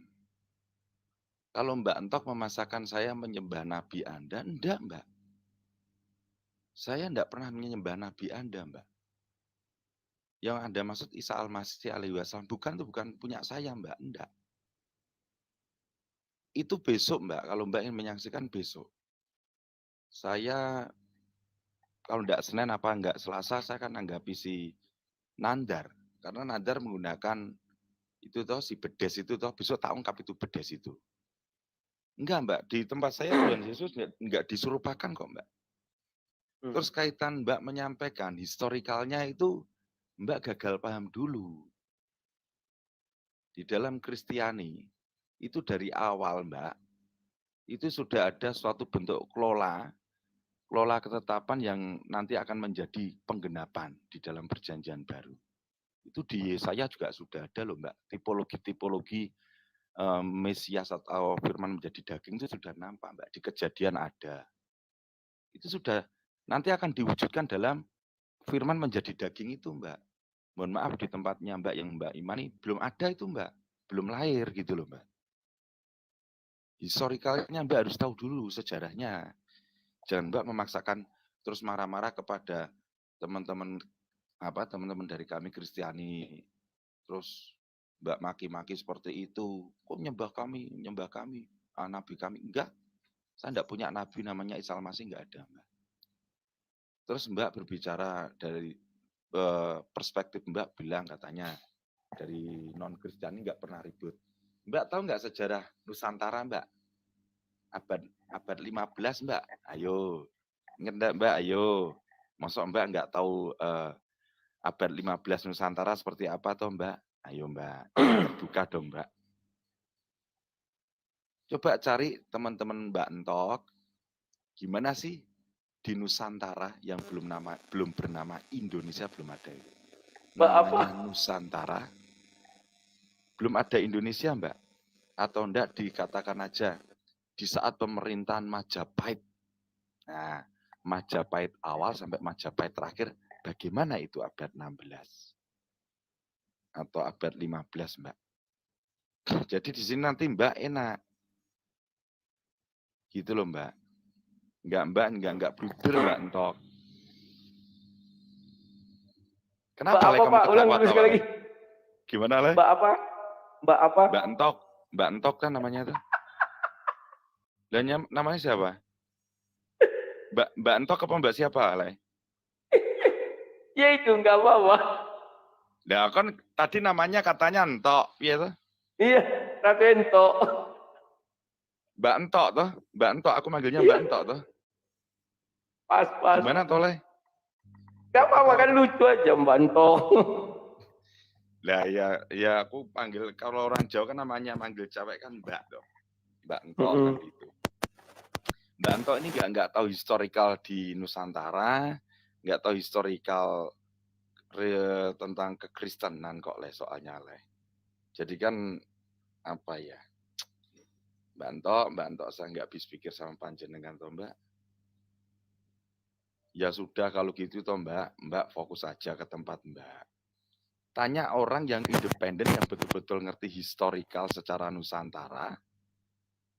Tanya yang benar-benar orang itu netral ya Mbak. Tidak ke distract. Seperti apa abad 15 atau enggak abad 16 Nusantara itu Mbak. Di dalam pemerintahan Majapahit itu seperti apa. Nanti Mbak Yu akan tercengang di situ Mbak Yu. Oh iya. Yang katanya nggak ada peperangan Udah usah dipanjang-panjang, tak kasih susu sama rokok, kamu diam saja Leo. Telogo. Gitu loh Le. Makanya kan biar orang-orang ini kayak Masnya tadi berkutat dalam suatu bahasa. Loh Masnya kok memaksakan Mas? Itu kan Mas nggak tahu, maksud saya menyampaikan saya harus belajar bahasa Ibrani Aram untuk menyampaikan berapologetik dengan bahasa Aram Ibrani kan ya konyol toh Mas. Saya itu kan orang Indonesia dari suku Jawa. Saya harus meluhurkan juga kultur saya toh Mas. Orang Jawa itu harus meluhurkan budayanya Jawa. Om Rudi harus meluhurkan budaya Bataknya, gitu loh. Tidak boleh dihilangkan kultur-kultur, ojo sendakep baik. Live streaming ning TikTok sendakep wae, lepas tangannya, kedinginan apa piye itu tanganmu itu. Aduh. Ya wes lah gitu aja ya Le. Tuhan Yesus memberkatimu. Salve, Ya, berkat terima dalam kasih Le. Pak Damai Kasih. Jangan Ya. lupa bahas si Ratu Ento, Mbak Ento. Oke Le. Yuk. Mbak Ento ya. Jadi kawan-kawan, memang akhir-akhir ini saya lihat banyak kepanikan di antara mereka. Di komal-komal mereka mengulas-ulas Kristen seolah-olah paling hebat. Begitu saya masuk, saya minta dimasukkan, nggak dimasuk-masukkan ya. Begitu saya masuk, saya bali-bali semua ya, sampai nengel ya. Tapi mereka nggak jera-jera juga, kenapa ya? Gimana lagi mereka mau mengabarkan kebenaran mereka? Karena semuanya sudah rusak. Gara-gara suka-suka mereka aja ngomong ya. Ada yang bilang baptis itu adalah luar tertentang. Gimana? Ada yang bilang baptis itu adalah apa namanya itu? Baptis adalah wudu, adalah lawak kawan. Sudahlah. Ya, silakan. Selamat malam Bang. Malam, jangan lupa. Silakan. Matius 17 ayat 19 Bang. Apa? Matius 17 ayat 19 itu kan dikatakan murid-murid Yesus tidak dapat mengusir setan. Nah di ayat 20-nya Yesus mengatakan sebabnya karena mereka kurang percaya. Pertanyaannya Bang, kenapa bisa ya murid-murid Yesus itu Bang kurang percaya gitu Bang terhadap Yesus, makanya tidak bisa mengusir setan Bang. Itu yang pertama Bang. Yang kedua, apakah di zaman sekarang ini Bang kita itu diberi kuasa juga untuk mengusir setan Bang, dan apa yang membedakan kita dapat mengusir setan itu kuasa dari Tuhan atau dari kuasa yang lain Bang? Oke, itu aja. Oke Bang. Ya, terima kasih. Ya, jawab ya. Bahwa kalau kita baca Matius 10 ayat 8, murid-murid Yesus diberi kuasa mengusir setan ya. Tapi di Matius 17 ternyata mereka tidak mampu mengusir setan. Kenapa hal itu terjadi? Karena dibilang Yesus, setan yang jenis ini memang agak kuat ya, kayak legion itu. Legion itu kan kumpulan beberapa setan, kan itu kisahnya begitu ya. Yang akhirnya mereka dibilang di situ kami tidak mampu mengusir setan yang satu ini. Ya jikalau imanmu tidak ada sebiji sesawi katanya kan. Padahal waktu di Matius 8 mereka mengusir setan tuh, baca aja lah Matius 8 ya. Nah, kawan-kawan, ada hal yang harus kita bedakan. Zaman sekarang orang sering mengatakan begini, dalam namanya Yesus enyala kau iblis. Ini adalah kalimat yang keliru dan salah. Karena kita tidak diberi kuasa mengusir iblis. Mengusir setan ada. Baca aja Matius 10 ayat 8. Mengusir iblis itu hanya ada kekuasaan Yesus. Yesus sudah mengusir iblis 2 kali. Di Matius 4 dan Yohanes 13. Ya, tengking ya iblis. Bukan Yohanes 13. Ketika sama Petrus ya. Sama ketika Yesus dicoba iblis Matius 4 itu. Nah, jadi kawan-kawan, memang ada setan ini yang agak kuat. Kenapa? Harus dibarengi dengan berpuasa, kan ayat 21-nya. Jadi ini tidak dapat diusir kecuali dengan berdoa dan berpuasa. Karena memang ada iblis ini, setan-setan yang bukan iblis setan, memang ada yang memiliki kekuatan khusus kawannya. Ya, kalau kita melihat itu ketika Yesus di Danau Galilea, hanya cukup dibilang Yesus pindah kok ke mereka yang minta supaya dipindahkan ke gerombolan babi. Ya, kalau Yesus mah gampang, melihat setan dia bisa, mengusir setan dia bisa, bahkan setan ini yang minta dipindahkan. Mengusir iblis dia bisa, tapi murid hanya dikasih kuasa mengusir setan. Tapi khusus kali ini setannya kuat. Ya. Nah di situ ada kalimat tambahan imam biji sesawi. Artinya pada saat itu bisa jadi murid-murid dalam kondisi tidak dengan iman sesawi. Nah, sama dengan kita kawan. Sekarang apakah kita bisa mengusir setan? Bisa. Asal ada biji sesawi, perintahkan aja. Kan memang murid Yesus dikasih kuasa. Matius 10 ayat 8. Kemudian yang kita pakai sekarang bagaimana? Ya sama dengan zaman orang-orang para rasul. Bahkan di situ ada juga diceritakan murid-murid datang kepada Yesus. Tuhan, itu orang bukan bagian dari kita, tetapi dia mengusir setan. Wah, jangan kau usir dia itu adalah teman kita. Jadi mengusir setan itu bukan hanya hak kita dalam nama Yesus. Tapi seluruh orang, seluruh manusia bisa melakukan itu. Itulah buktinya bahwa Yesus itu memang untuk seluruh umat manusia. Bukan hanya untuk orang Kristen. Ya, silakan, itu yang bisa saya jelaskan.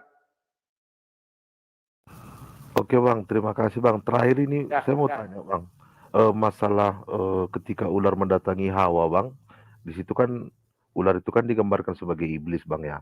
Berarti kalau menurut dari cerita itu Bang, sudah terjadi duluan ya pemberontakan malaikat di surga, kemudian baru Adam dan Hawa Bang ya.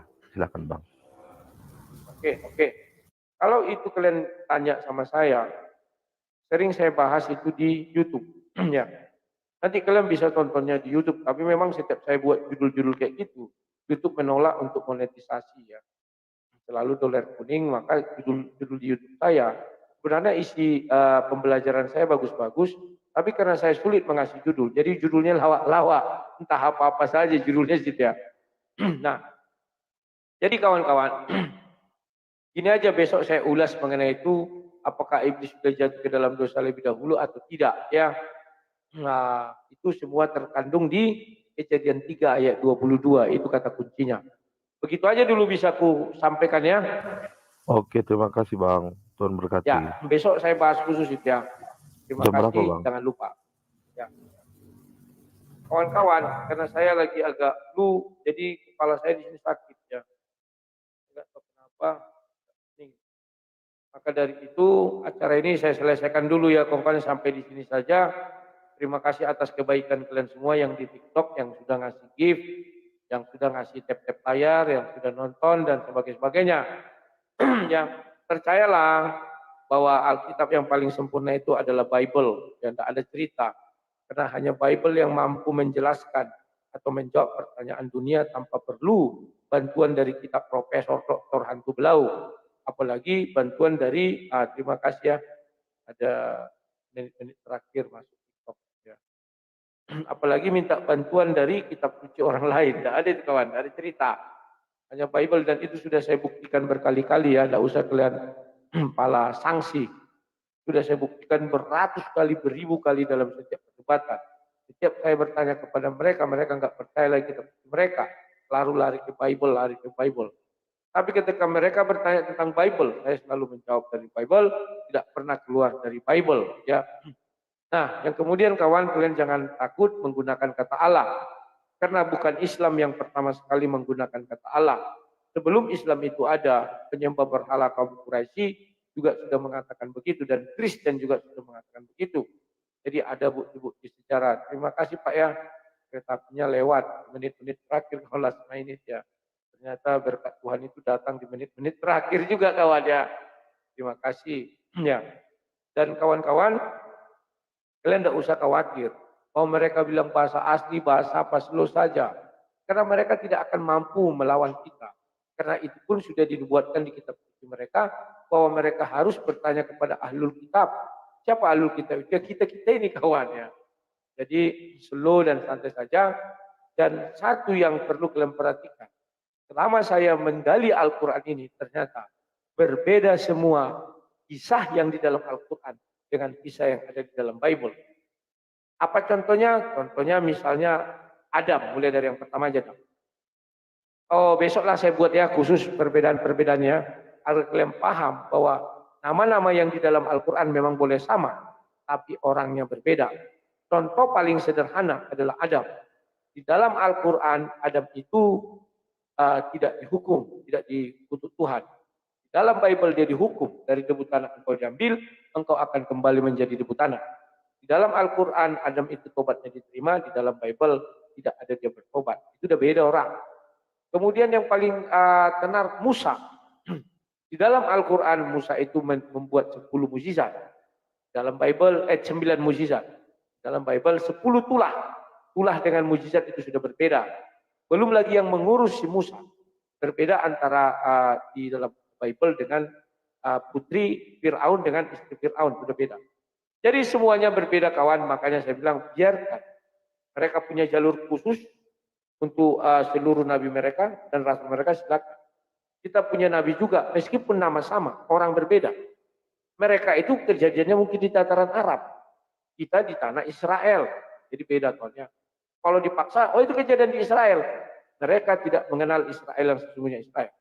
Karena Al-Quran tidak pernah menjelaskan ciri-ciri Israel yang mereka ada di dalam Al-Quran itu pernah mempersembahkan hewan korban bakaran.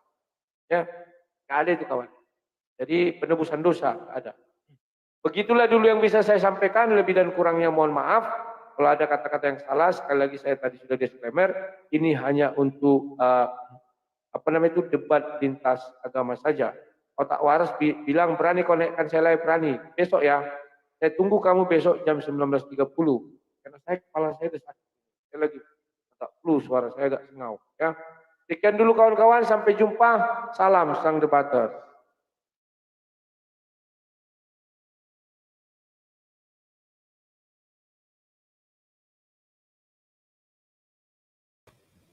Ya, untuk kawan-kawan yang di TikTok, ini juga saya akhiri dulu ya kawan-kawannya karena waktunya pun sudah 20.38. Saya juga sudah letih ya. Maklumlah kemarin baru pulang 2 hari saya flu ya.